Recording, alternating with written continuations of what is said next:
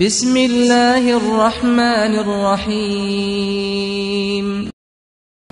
ہم اللہ کے کرم سے نماز روزہ تو کرتے ہی ہیں اور فرائض کی پابندی الحمدللہ کرتے ہیں، لیکن ان سارے فرائض کی ادائیگی کے ساتھ ہمارے لیے یہ بھی ضروری ہے کہ ہم ذکر کا اہتمام کریں، خدا کی تسبیح کا اہتمام کریں۔ اگر ممکن ہو تو ہم اپنے گھر کے اندر سارے گھر کے افراد ساتھ بیٹھ کر اللہ کا ذکر کیا کریں، صبح میں کسی ایک وقت یا شام میں کسی ایک وقت۔ حضرت ابو ہریرہ رضی اللہ تعالی عنہ اور حضرت ابو سعید خدری رضی اللہ تعالی عنہ، ان دونوں صحابی سے یہ روایت ہے کہ رسول اللہ صلی اللہ تعالی علیہ وسلم نے ارشاد فرمایا، لا يقعد قوم يذكرون اللہ الا حفتهم الملائکہ وغشیتهم الرحمہ ونزلت علیہم السکینہ وذکرهم اللہ فی من عندہ۔ مسلم شریف کی روایت ہے، رسالت مآب صلی اللہ تعالی علیہ وسلم فرماتے ہیں کہ جب بھی اور جہاں بھی بیٹھ کر کچھ بندگان خدا اللہ کا ذکر کرتے ہیں تو لازمی طور پر فرشتے ہر طرف سے ان کو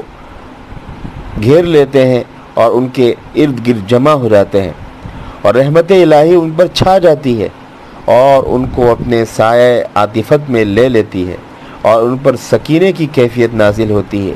ایک عجیب و غریب سکون کی کیفیت ان کے اوپر نازل ہوتی ہے اور اللہ اپنے ملائکہ مقربین میں ان کا ذکر فرماتا ہے۔ اس سے پتہ یہ چلا کہ اگر کوئی آدمی ذکر کرتا ہے تو اللہ رب العزت کی طرف سے یہ ساری برکتیں اسے نازل ہوتی ہے۔ کیا کیا برکتیں نازل ہوتی ہیں؟ کہ خدا کا ذکر کرنے کی وجہ سے فرشتوں کے ارد گرد جمع ہونے کو کر لیتا ہے اور فرشتے اس کے اطراف میں ہمیشہ رہنے لگ جاتے ہیں۔ اور دوسرا فائدہ یہ ہوتا ہے کہ رحمت الہی ہمیشہ ان پر چھائی رہتی ہے اور سایہ بنائے رکھتی ہے۔ اور تیسرا فائدہ یہ ہوتا ہے جو سب سے اہم فائدہ ہے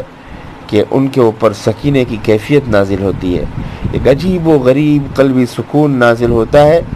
جس سے آدمی پرسکون اور بہت ہی زیادہ خوش اور بہت ہی زیادہ فارغ البال نظر آتا ہے۔ اور جب زمین پر یہ سارے کام اس کے لیے انجام پاتے ہیں تو اللہ رب العزت کی طرف سے یہ انتظام ہوتا ہے کہ جو مقربین فرشتے ہیں ان کے درمیان میں ان اللہ کا ذکر کرنے والوں کا تذکرہ کیا جاتا ہے۔ لہذا ہم کیوں نہ اپنے اللہ کو یاد کریں، معمول بنائیں، صبح و شام کی تسبیح پڑھیں، صبح 100 مرتبہ درود شریف پڑھ لیں، صبح 100 مرتبہ تیسرا کلمہ سبحان اللہ والحمد للہ ولا الہ الا اللہ واللہ اکبر ولا حول ولا قوت الا باللہ پڑھ لیں، اور پھر استغفار پڑھ لیں، استغفر اللہ پڑھ لیں، یا ایک استغفر اللہ ربی من کل ذنب واتوب الیہ یہ پڑھ لیں، یا استغفر اللہ العلی العظیم پڑھ لیں، جو آدمی کو سمجھ میں آئے اور جو آسان لگے وہ پڑھ لے، سب پڑھا جا سکتا ہے۔ آپ دیکھیے عرفات کے موقع پر حضور اکرم صلی اللہ تعالی علیہ وسلم نے کوئی خاص دعا کی تلقین نہیں فرمائی، حالانکہ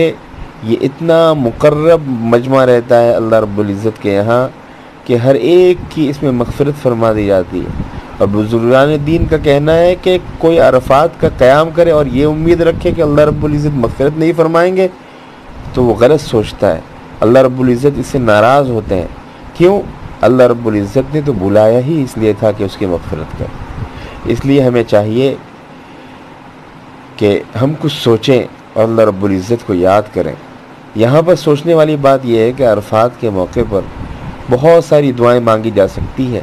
لیکن حضور اکرم صلی اللہ تعالی علیہ وسلم نے چوتھا کلمہ پڑھنے کی تلقین فرمائی کہ ثناء الکریمی دعا، کریم کی جب تعریف کی جائے تو یہ بھی دعا ہے۔ جب اللہ رب العزت کی ہم تعریف کریں گے تو حقیقت میں یہ دعا ہے۔ دعا تو ہم ایک خاص مضمون کے لیے مانگتے ہیں، اے اللہ مجھے صحت دے دیجئے، مجھے صحت دے دیجئے۔ ہم نے ایک لفظ مانا صحت کے لیے تو ہمیں صحت مل جائے گی، لیکن ہم اللہ رب العزت کی جب تعریف کریں گے، جب مالک خوش ہو جائے تو اپنے بندوں کو اپنی طرف سے بہت ہی زیادہ اور بے پناہ نواز دیتا ہے۔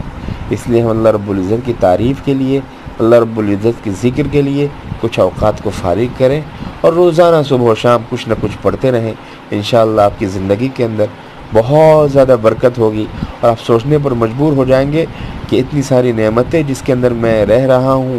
یا جس کے اندر میں رہ رہی ہوں، آخر یہ کس بنیاد پر اللہ رب العزت کی طرف سے ہیں؟ اللہ رب العزت تو بے پناہ نوازنے والے ہیں، یقیناً وہ ذکر کی برکت ہے، یقیناً وہ اللہ رب العزت کو یاد کرنے کی وجہ سے ہے۔ اس لیے ہمیشہ اللہ رب العزت